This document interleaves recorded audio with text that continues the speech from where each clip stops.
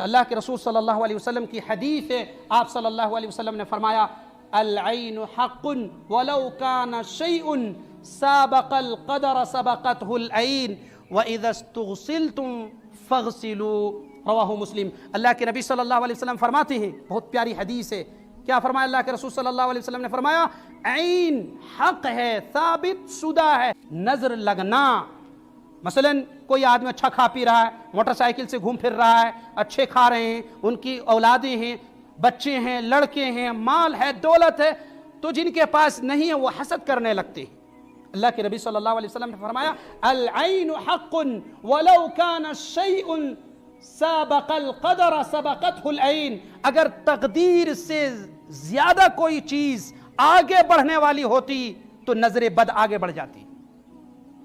سبحان اللہ، نظر لگ جاتی، اگر تقدیر سے بھی اوپر کوئی کام کرنے والی ہوتی تو وہ نظر کرتی، لوگوں کی نگاہیں کرتی، بری نگاہیں۔ وَإِذَا اسْتُغْسِلْتُمْ فَاغْسِلُوا، اور جب ایسا کوئی واقعہ پیش آ جائے کہ کسی کے اوپر شک ہو کہ اس نے ہم پر نظر لگا رکھا ہے تو چاہیے کہ غسل کرے اور غسل کے پانی سے اس کو غسل دیا جائے۔ لوگوں نے شک لگا ہو کہ ان لوگوں نے اس کے اوپر کچھ اثر کیا ہوگا یا یہ لوگ حسد کیے ہوں گے تو اسے وضو کرائے جائیں گے یا اس کے ہاتھ دھلائے جائیں گے اور وہ پانی اس کے اوپر ڈالا جائے گا۔ یہ رسول اللہ صلی اللہ علیہ وسلم کی حدیث ہے۔ میرے بھائیو اور دوستو، مسئلہ یہ ہے کہ نظر بد سے بچنے کے طریقے کیا ہیں؟ ٹھیک ہے، آپ نے بتا دیا کہ نظر بد حق ہے، لگتا ہے، اثر کرتا ہے اور لوگ اس سے ہلاک بھی ہو جاتے ہیں، برباد بھی ہو جاتے ہیں۔ اللہ کے نبی صلی اللہ علیہ وسلم فرماتے ہیں اعوذ بکلمات اللہ التامہ من کل شیطان وہامہ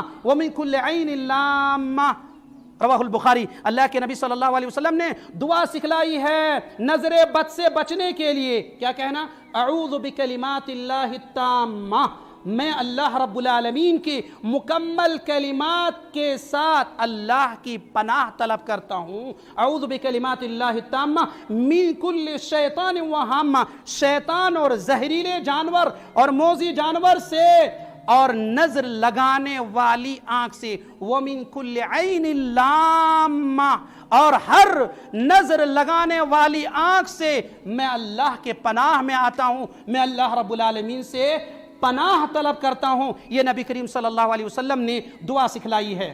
اللہ کے رسول صلی اللہ علیہ وسلم کی ایک حدیث ہے جس میں اللہ کے نبی صلی اللہ علیہ وسلم عقبہ بن عامر رضی اللہ عنہ کو کہتے ہیں یا عقبۃ تعوذ بہما فما تعوذ متعوذ بمثلہما، رواہ ابو داؤد۔ اللہ کے نبی صلی اللہ علیہ وسلم فرماتے ہیں اے عقبہ بن عامر رضی اللہ عنہ، تم ان دو صورتوں کے ذریعے پناہ پکڑو، ایک سورہ فلق اور ایک سورہ ناس، ان دو صورتوں کو پڑھا کرو، اس سے نظر نہیں لگیں گے، اس سے حسد آپ پر نہیں کریں گے، اس سے آپ کو نقصان نہیں ہوگا، پناہ طلب کرو۔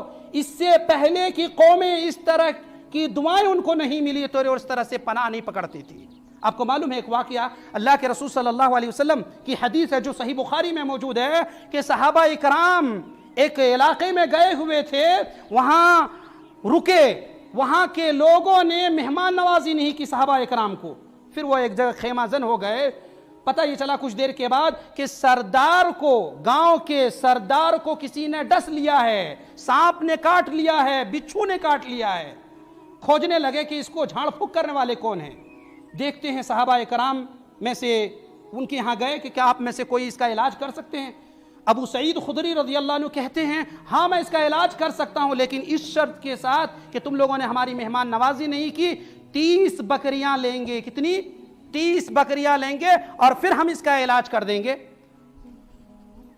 گئے، سورہ فاتحہ پڑھی اور اس پر دم کر دیا، اور سورہ فاتحہ پڑھ کے دم کرنے کے بعد وہ ٹھیک ہو گیا۔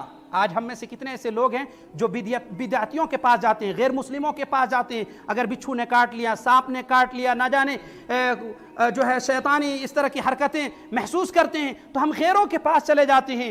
اللہ کے نبی صلی اللہ علیہ وسلم کی حدیث ہے کہ اس طرح کی صورتیں آسمانی کتابوں میں جتنی عظیم صورت سورہ فاتحہ ہے کسی اور کتاب میں موجود نہیں ہے۔ جب اللہ کے نبی صلی اللہ علیہ وسلم فرماتے ہیں جب وہ صحابہ اکرام اللہ کے رسول کے پاس پہنچے اور خوف کھا رہے تھے کہ ہم لوگوں نے جو 30 بکریاں لی جو سورہ فاتحہ پڑھ کر کے دم کر کے، کہیں ایسا نہ ہو اللہ کے رسول صلی اللہ علیہ وسلم ہم سے ناراض ہو جائیں گے۔ جب اللہ کے رسول صلی اللہ علیہ وسلم کے پاس پہنچتے ہیں کہ اللہ کے رسول ہم نے ایک صاحب کو سورہ فاتحہ پڑھ کر کے دم کر دیا، وہ ٹھیک ہو گیا، اور ہم نے شرط رکھی 30 بکریوں کی اور ہم نے لے کے آ گیا ہے، آپ صلی اللہ علیہ وسلم نے فرمایا اچھا کیا، اس میں میرا بھی حصہ لگا دو۔ اور پھر اللہ کے رسول صلی اللہ علیہ وسلم فرماتے ہیں ان احق ما اخذتم علیہ اجرا کتاب اللہ، جو سب سے زیادہ اجرت لینے والی چیز ہے وہ کتاب اللہ ہے۔ تم کتاب اللہ پڑھ کر کے لوگوں سے پیسے لے سکتے ہو، اگر جھاڑ پھونک کیے ہو تو اس سے پیسے لے سکتے ہو۔ یہ رسول اللہ صلی اللہ علیہ وسلم کی حدیث ہے جو اجازت دی گئی ہے۔ میرے بھائی اور دوستو، پتہ یہ چلا کہ جس طرح سے نظر بد حق ہے، اسی طرح سے اس کے علاج بھی قرآن و حدیث میں موجود ہے۔ ہمیں چاہیے کہ اس کی طرف رجوع کریں، انشاءاللہ ٹھیک ہو جائیں گے۔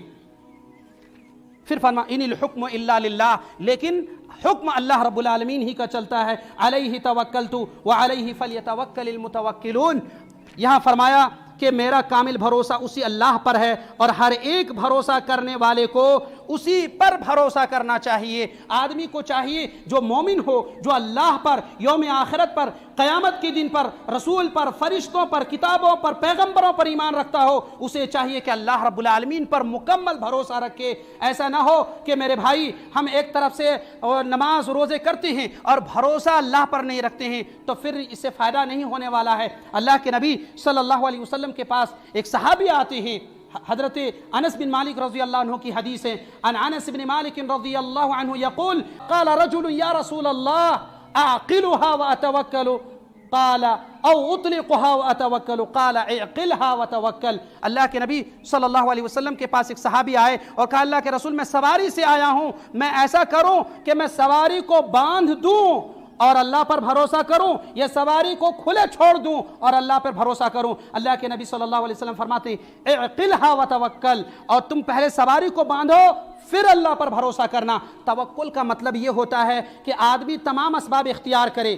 مثلا آدمی اگر اوپر میں بلڈنگ میں کام کر رہے ہیں تو یہ نہیں کہ اللہ کے بھروسے کام کر رہے ہیں، بلکہ آپ سیفٹی کے جو لباس ہیں وہ پہن لیں، یا گاڑی چلا رہے ہیں تو پہلے سے ڈرائیور ہو، یا جو بھی اس کے اصول و ضوابط ہیں۔ مثلا آپ سفر پہ، حج پہ جا رہے ہیں، جیب میں کچھ بھی پیسے نہیں لیے ہیں، آپ کا اقامہ بھی نہیں، کچھ بھی نہیں، اور حج پہ جا رہے ہیں، خدا نہ خواستہ کوئی واقعہ پیش آ جائے گا تو اس کے ذمہ دار کون ہوں گے؟ اللہ کے نبی صلی اللہ علیہ وسلم نے فرمایا اعقلها وتوکل، پہلے تم کیا کرو، اس اپنی اونٹنی کو باندھ لو پھر اللہ پر بھروسہ کرو۔ اللہ پر بھروسہ کرنے کا مطلب ہے تمام اسباب اختیار کیے جائیں اور پھر اللہ پر بھروسہ کیا جائے، یہ ہے بھروسہ کا مطلب۔ یہ ایسا نہیں کہ کچھ بھی نہیں ہے اور ہوائی جہاز پہ چڑھ گئے، ٹکٹ بھی نہیں ہے، کچھ بھی نہیں ہے، پاسپورٹ نہیں، بعد میں آپ کے ساتھ نقصان ہوں گے، آپ پریشانی میں مبتلا ہو جائیں گے۔ اللہ رب العالمین سے دعا کرتے ہیں کہ بارے الہ ہم سب کو قرآن و سنت پر عمل کرنے کی توفیق عطا فرما، آمین۔ وآخر دعوانا ان الحمد للہ رب العالمین۔